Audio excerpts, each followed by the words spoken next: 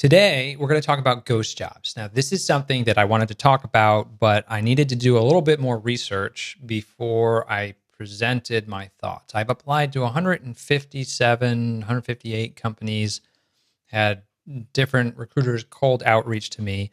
And now I want to talk about ghost jobs because this is something that has come up on my iOS job search videos that I have made.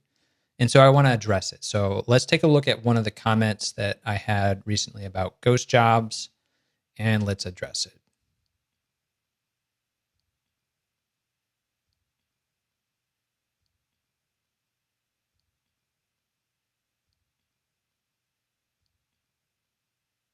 In my opinion, based on my experience doing a job search in 2024, I don't think if you're in a technical field, you are applying to ghost jobs. Now, I know that some people feel like they are, and I'm going to tell you that you aren't. So there was another iOS developer who interviewed at another company. He went through one of the technical interview rounds and was rejected. And then he sort of assumed that it was a ghost job. And then the job was posted again, or a similar job was posted again. I applied to it later on, maybe 4 or 5 months later. I got past the initial technical screen and I got all the way to a technical interview loop. And then I got rejected, I think, because of my performance with my answers to the CEO in that. And that was a startup. So I thought I did well. I thought the team was really cool. And I thought it was super close. But the CEO asked me some questions that I just didn't have great answers for, just because my work experiences aren't your typical iOS developer's experiences. And he wanted more like juicy conflicts and stuff. And I just don't have that. Mainly because I think I'm a pretty agreeable person and I'm easy to get along with and easy to work with. So, yeah. Regardless, that individual thought that it was a ghost job, but I had insight because I went to the company's headquarters in Boston and I met a lot of the team there, and I met the iOS developer that was hired in the first round. So it wasn't a ghost job. It's just they were being super picky, super selective of who they would hire for that initial hire. And then they were looking for more to add to the team. And I didn't make the cut. I almost made the cut, but I wasn't good enough based on some of my responses, I think, with the CEO. The recruiter was shocked that I didn't get the offer. So, yeah. So that's an example where someone thought it was a ghost job and it really wasn't. And then, so because I've had this question multiple times and related comments on my YouTube videos, I wanted to bring it up with some of the recruiters that I was interviewing with. So I'm interviewing with a recruiter who's hiring for a contract position. And I used that recruiter along with another recruiter to just sort of try and get a feel for the sense of like, how realistic were these jobs? Are these ghost jobs? And trying to understand, like, is this a thing or not? And I think if you're looking at a traditional staffing, this is what they told me. If you're looking at a traditional sort of staffing where they potentially need to hire a bunch of people to do some maybe skilled labor, but it's not necessarily programming. Maybe it's machine shop related, like manufacturing. Those might be more likely to have ghost jobs where they just want to sort of get a feel for stuff. Now, I don't have an actual example position, but I think that is totally plausible. Where I don't think it's necessarily going to be a ghost job unless people are really this scammy, is if they're going through the motion of interviewing and they're going through the motion of wasting developers' time doing technical round interviews, hiring managers, like managers of teams doing interviews to not actually hire someone. Like, I don't think that's really happening in large tech companies, maybe in smaller tech companies where they're just trying to get a feel for like, what's the job market like? Can they find some talent? You might have more of that just because they have limited resources. They don't have all the time in the world to do interviews, but they're trying to sort of see, is there a candidate maybe that we can go fishing for and find them? And none of the positions that I have applied to, I don't think they were ghost jobs. Now there were some where I would see them reposted, but I think that's more of the company being super picky. So on LinkedIn, if I search for iOS jobs, we can see jobs that were reposted. So senior iOS engineer at LTK. I applied to this multiple times. There's multiple positions. I heard back maybe a month and a half after I applied. I had one recruiter interview, did not get the position. Okay. This one's been reposted 1 week ago, so they're still fishing for more candidates. You can see 209 people applied. And then my question was, is this number real? And the recruiter said, because for the position that I had an interview today, and I'm potentially going to have a technical interview next week. I had seen that there was like 100 plus applicants, and I was like, that seems like a lot. Like, why are you reaching out to me? And they told me that there's a lot of low quality applicants, and maybe you're one of them. Maybe you're applying to a job where you don't have any of the technical skills. There's a few that I've applied to that are sort of tangential, where I don't necessarily, like I applied to some ML developer advocate positions because I've done a lot of teaching and I felt like it was overlap. I don't necessarily have that tech skill for all of the machine learning stuff, but that's something that I feel like I could learn quickly. And so like, I'm an example of someone who sort of stretched themselves a little bit and applied to something tangentially outside of my main focus. But it sounded like they get a lot of low quality, easy apply candidates. So if you're just doing the apply, what did that do? Apply now. So if we go into this and it says apply with LinkedIn, if you're just doing this and you don't have anything interesting here, you're probably going to get looked off. You need your resume, and it's got to be tailored to the job description to some extent. Like, I don't think you have to completely rewrite everything, but I think tailoring the first 2 sections is highly important. And then filling out questions like these are really important. Links to the app, links to your relevant social media type stuff. So my wife uses LTK. I've never heard of it until my wife talked about it. I was like, oh, interesting. This one, I think they're expanding the team. I applied to this way long ago. So this was back in maybe May to June. I don't know. It's in my spreadsheet somewhere. No, that's not the original posting. June 28th. I thought I did okay. I went through a whole interview loop with them. That was 7 interviews.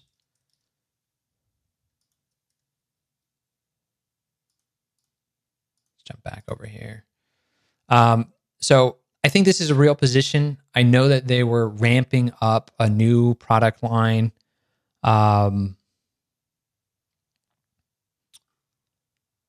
So I think it's just another position. I don't think it's the same position I interviewed for back in June. I think they've needed to expand because the scope of work has increased. So that's why we're seeing this here. This one got reposted. I applied to this one. I got a hiring manager screen, which I thought was really good. And then the technical screen, I thought I did okay. It wasn't my fast. It was debugging and finding all the bugs in actual application. I spent way too much time formatting some of the data for a Swift UI preview just to take a stab at it that way. Looking back on it, I should have just run the app and I would have found the issues faster that way just by using the debugger and just like actually running it. So I kind of shot myself in the foot for this one. I was really excited about Ford. I thought that could have been a good fit of working with hardware and software because I'm like really interested in that space after working at GoPro, working on these cameras. So I applied to this one. I was really excited about this one. They make sleep machines for like noise to sleep better. My daughter has one of these. So I was like, oh, this is a perfect fit. It's hardware and software. I had a VP of engineering interview. I guess, do well. I thought it went well, but I guess I wasn't high enough or skilled enough. I don't know. They're looking more for staff, less senior. I don't know. I thought I did well, and I was surprised I didn't go further with that one. This one and a baby list, I didn't prepare as much as I probably should have before those interviews, and that's kind of what like made me refocus on my next few interviews, and that's how then I got interviews with Apple, Suno, and DoorDash, and I had interview loops with all three of those companies, multiple ones. So that was a lot of interviews. So that insight of like, ooh, I really got to prepare a little bit more. Like just being there 5 minutes beforehand to like get your computer set up, like is not enough time to make sure that you have intelligent questions, that you're ready to go. You have to always be on in these interviews. And so like after 79 interviews, it's just like, okay, there's some best practices. I'll just say is that you've got to do certain things. Otherwise you're not going to look good. This one, I have no idea if this is real. They were on a hiring freeze. I felt like that would have been a good one. I got through the hiring manager interview and I was just about to start the interview loop, I believe, and then they went on a hiring freeze. So that one didn't go anywhere. But they're hiring again. This one's an on-site position, so it's probably a different team than what I had applied to. This one, they're just looking for another engineer. I just got rejected from this one, but it looks like they've reposted positions 2 days ago. So I guess I'm not good enough. Is this all the same? They're just posting it to different regions, same position.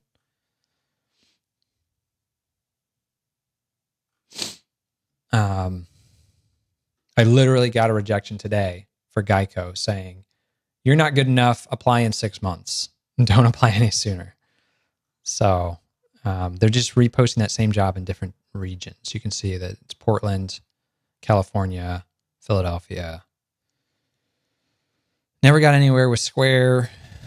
Just got rejections. At least I got rejections. Some companies didn't respond. I went through interview loops with Reddit. They said I couldn't apply for a year, so that closed that door. I think a lot of these positions are real positions. I don't think, like, if it's a reputable tech company, I don't think it's a ghost position. I think it's real. I think it's just hyper competitive. Let's look at some of these positions. So let's look at something in here. San Francisco, Cash App, remote. How many job applications? 76. Look at Reddit. How many job applications? 211. Aura, how many job applications? 45. That looks like that's an opportunity. I think I got rejected from What's Not. I don't remember. They've had job postings for a while. 214. I had an interview for this. I'm not sure if it's going anywhere yet. It was just the recruiter interview. I just had it this week. Maybe not. Not sure.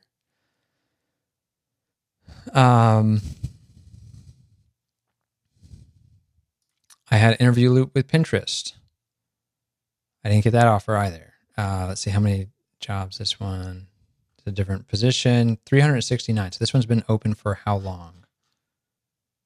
Reposted 1 week ago. So you can see there's a lot of people.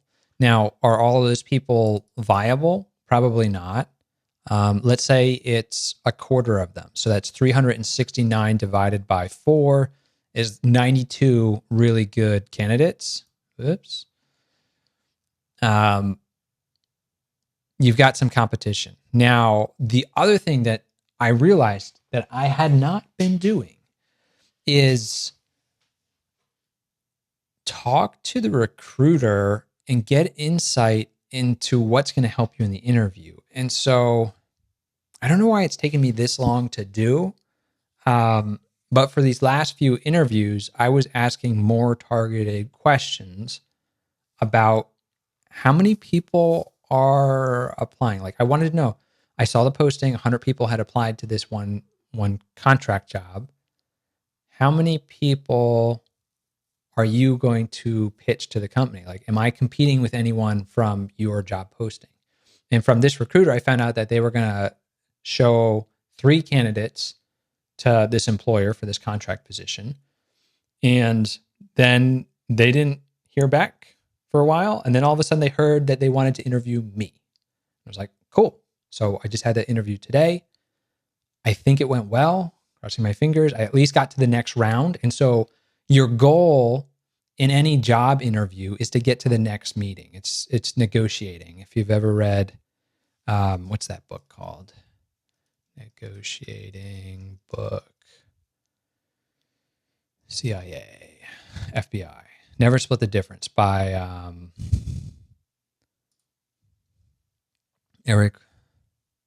Chris Voss. This is a great book. If you haven't read it, highly recommend it. Never Split the Difference. I'll grab that link. Okay, so you're competing for a lot of people, but it's important to ask some questions. So then my next question, once I knew that I was going to be interviewed by the hiring manager, how can I be the best prepared I am how can I prepare the best for this interview? So I asked for direct feedback from this recruiter because it's in her interest to help me get hired. And it's in her interest to have me look better than any of the other candidates.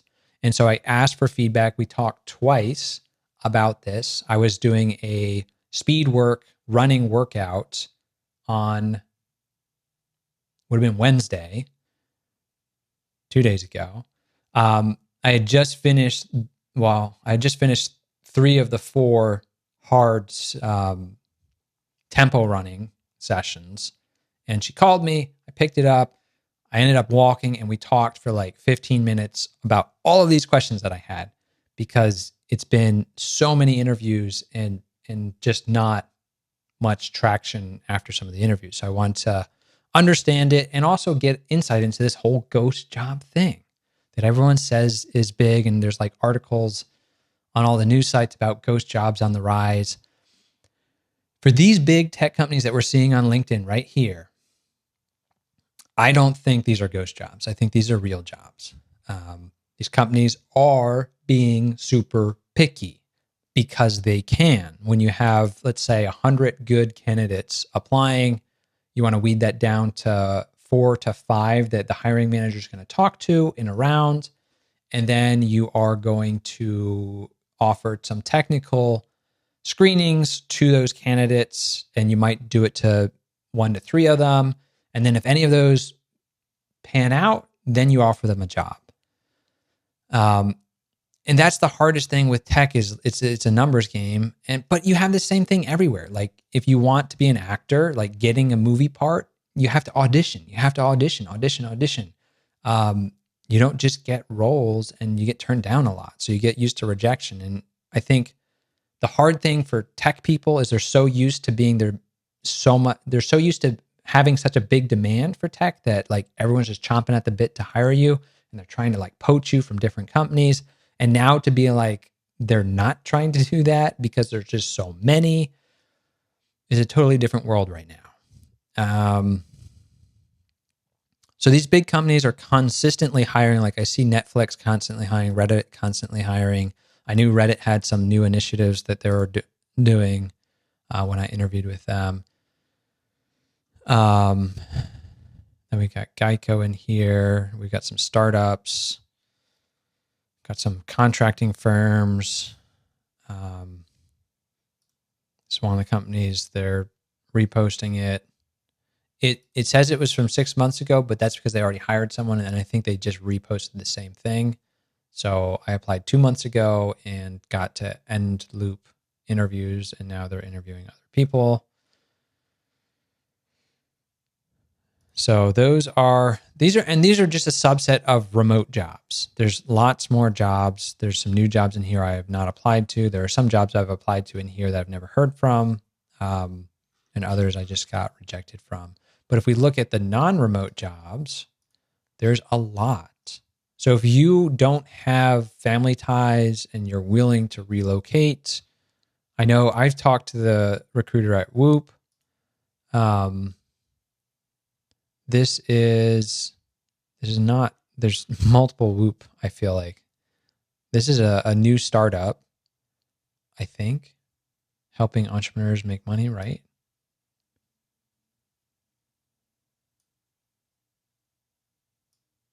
Yeah. Some of these are hybrid on-site jobs. I was considering some in New York City. I was potentially considering some in California. And then I started doing math and figuring out like, how much would it cost to travel back and forth if I didn't want to relocate? And how much time and effort would that be? And then I was like, ooh, not really good when you have kids. Okay. So there's a bunch of jobs. Like Anthropic just posted this one recently. How many people have applied? 383 people.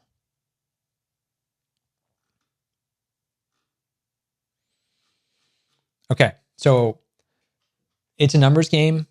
You've got to stand out. You've got to be excellent. You've got to have your A game on. You've got to be prepared for those interviews. You've got to ask questions. You've got to be able to think on your feet. You've got to be able to talk about work experiences. They're going to ask you some random questions. Like I prepared questions I did an interview prep thing that GoPro paid for after I got my severance. And then I also worked with ChatGPT to like run me through questions so I could prep for behavioral and technical questions. But I still got asked questions that I never thought about before. And I think more prep on some of those questions probably would have been good. Looking at more guides of common questions that are asked would have been good to help with those like think on your feet things. Because in any of these situations, if you have to think on your feet, they might not consider you.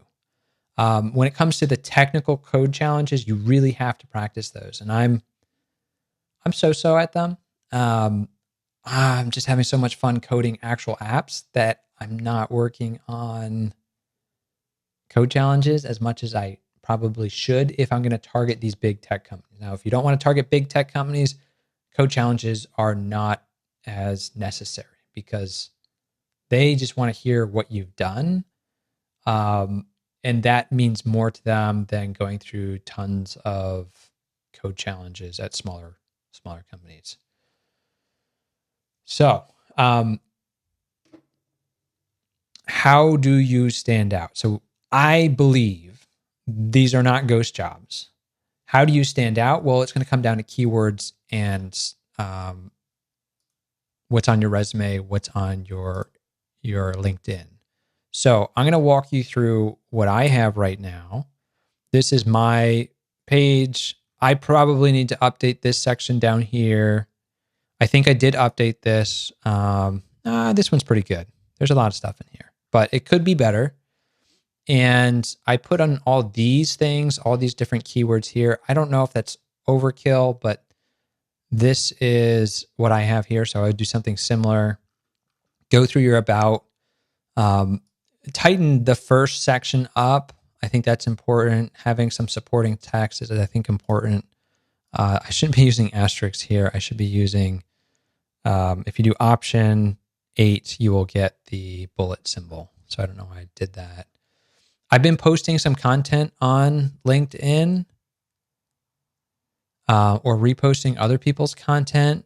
So like this is a video that blew up on YouTube. Obviously, it's not blowing up on LinkedIn because people don't use LinkedIn in the same way they use YouTube to search for answers to problems. I don't know why people use LinkedIn except to get a job.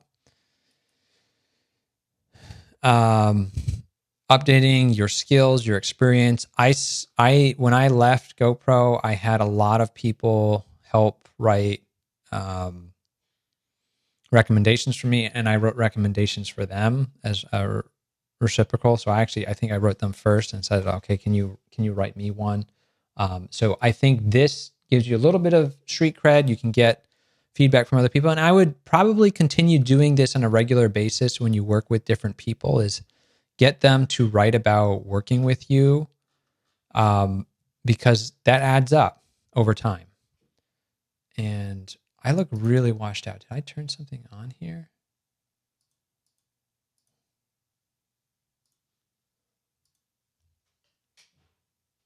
I don't know. I think the lighting changed. The sun is setting outside.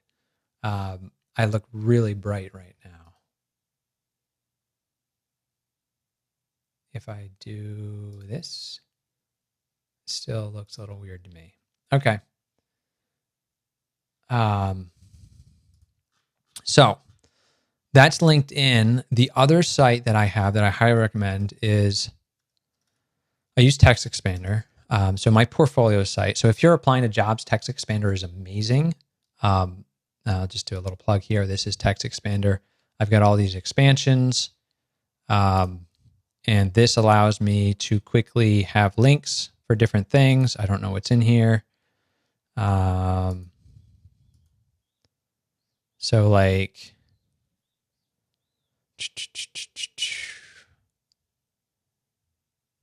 I've got a tutorial link. I can just type this. It auto fills out what that tutorial link is going to be.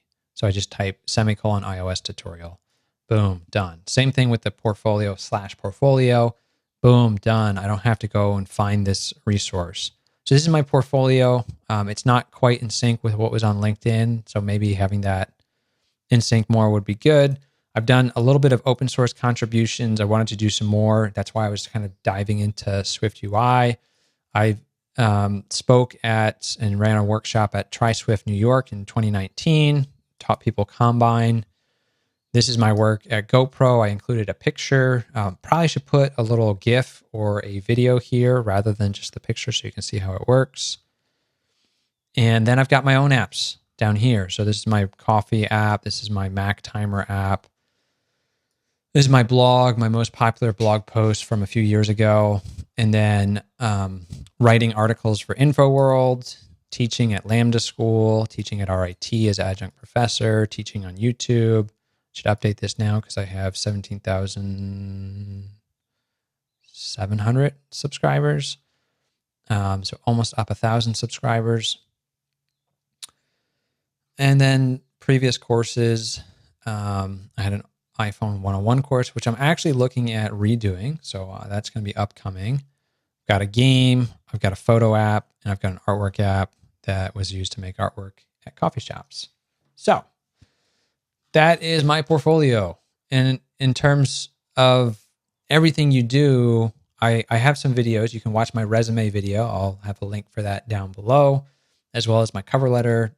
I've discussed this in other iOS career applications. So where am I going?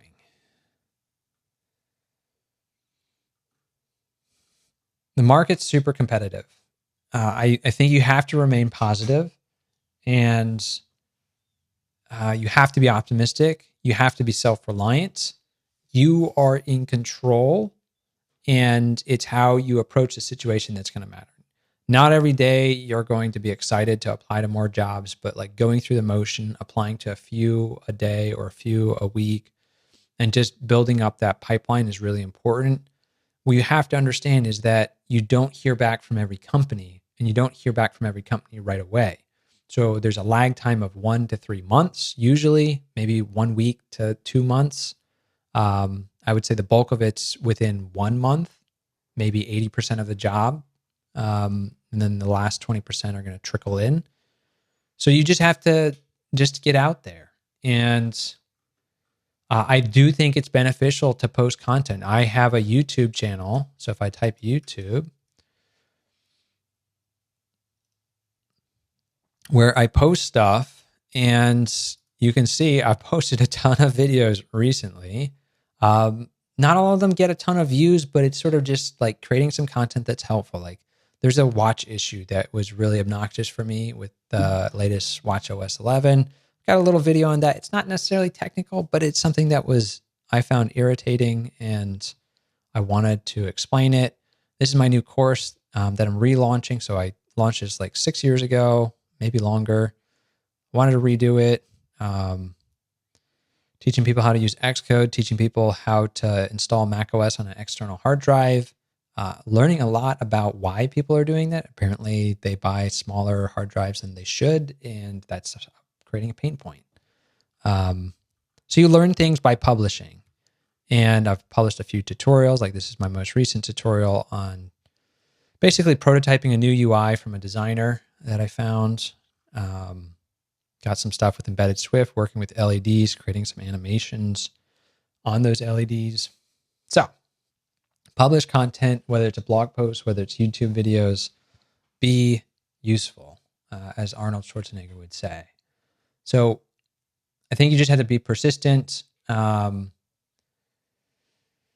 if you're not getting bites, like work on a project, work on something. I've worked a little bit on this embedded Swift stuff. It's sitting on that table back behind me. I haven't had time to dig into that because I've been working on this Markdown app, which I use to make this video right here, which then is giving me a Mac OS app that I just want to make something for myself. So in conclusion, I don't think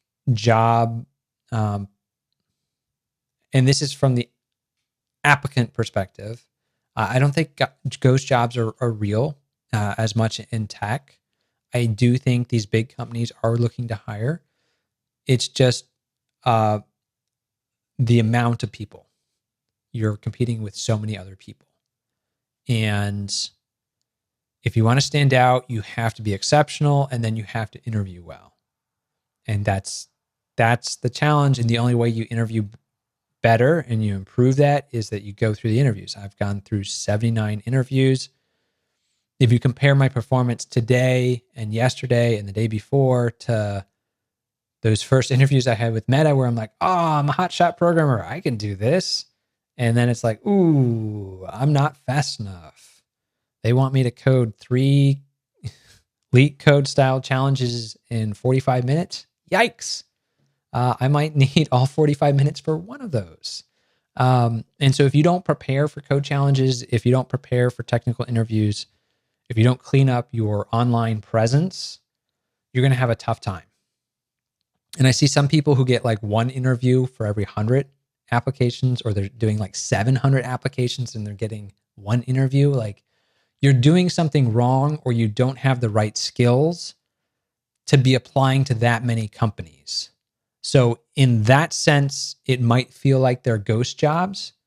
But if you take a step back and you look at yourself and you really aren't qualified for these jobs, the problem is not them, the problem is you. And I think that's the harsh reality, is like people might think that they're entitled to the job just because they're applying and they've got tangential skills.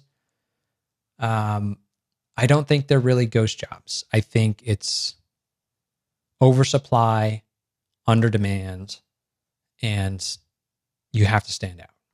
So that's my take on it. I have a verbal offer right now. Crossing my fingers, I get a second one. I'm still interviewing with a few more places, and we will see what happens. All right. Thanks for watching, and I'll see you in another video.